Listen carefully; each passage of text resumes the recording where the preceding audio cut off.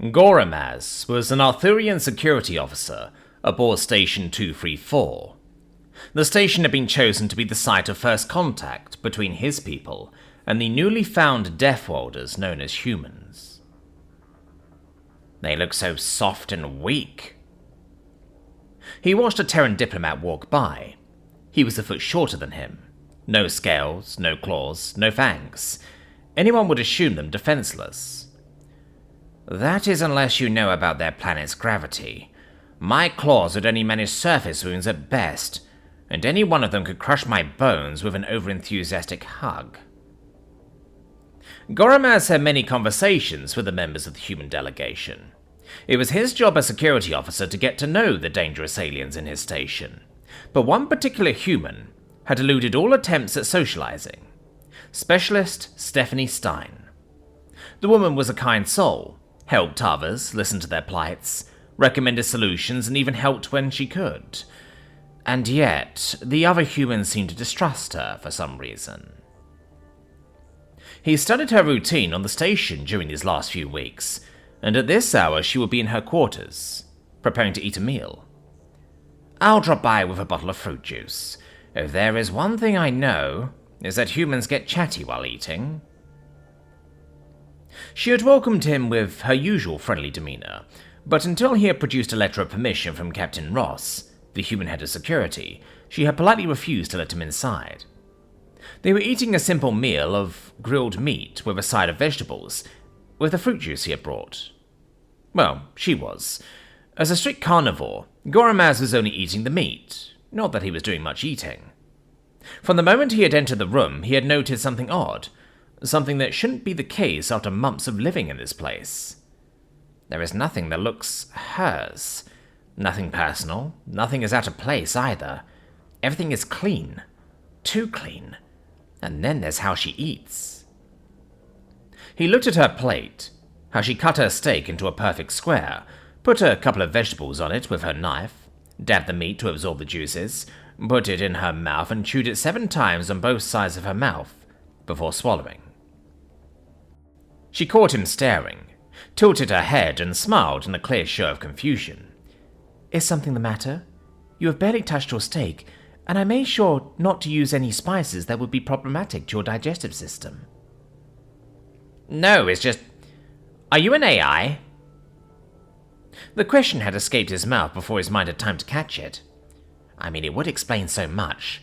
Why the humans seem to distrust her, why everything she does is so methodical, why her uniform is black while all others is green. Even her overly friendly behavior makes sense, if she's programmed to help real people. Hells, it makes sense why every team he had seen always had at least one member all in black. Having an AI in a team would be an invaluable asset. She responded with a shake of her head and an amused smile. I'm afraid not. I'm just a normal human. Well, a human, in any case. She ate another morsel before putting her knife and fork to the side, and she swallowed the juice in her glass before taking a sip. Goramaz threw caution to the wind and pushed forward. I don't understand. Could you explain what you mean? She smiled again, but this time something seemed off. Let me give you an example to illustrate what I am. Let's say some doomsday cult has hidden a deadly virus inside the bone marrow of a young child. As she started to speak, she began to cut what remained of her steak. It was no longer in neat little squares, but in a far too big to chew jagged affair before she continued. A medic would ask for consent from the child's guardians before taking a sample, facilities to complete the procedure safely, and would ensure the survival of the subject. Me? She stabbed the chunk of the badly cut steak in her plate and ripped a bite out of it with her teeth. Me, I would ask for nothing more than a knife. Goramaz felt the room temperature drop by several degrees and wanted to speak, but words failed him. I have no empathy. I lack that little voice in the back of your head that says, this is wrong. If it wasn't for the conditioning at the academy, I would probably be in prison right now, or worse, I would be free. She smiled at him again, and he saw what was wrong. He finally saw what had made him think she was a machine. Her smiles never reach her eyes. None of the emotion she fakes ever reach her eyes. They are as cold and empty as the void. A small buzzing sound brought him out of his reverie and made him jump. What was that? She either didn't hear or was ignoring him as she continued.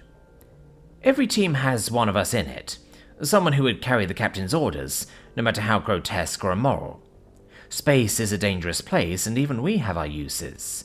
After all, we only ever harm others if ordered to do so.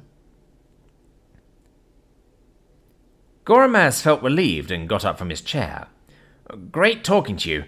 Gotta go. Bye. He tried to open the door, but nothing happened. Captain Ross's orders were very clear. I am not allowed to be alone with anyone in my quarters. Goromaz didn't know when, but she had gotten up from the table, grabbed his steak knife, and was standing right behind him. She continued to speak in his ear. Unless they have his written permission, that is. You see, we know someone was spying on us for other factions, and if a spy was found, they will be allowed to meet the real me.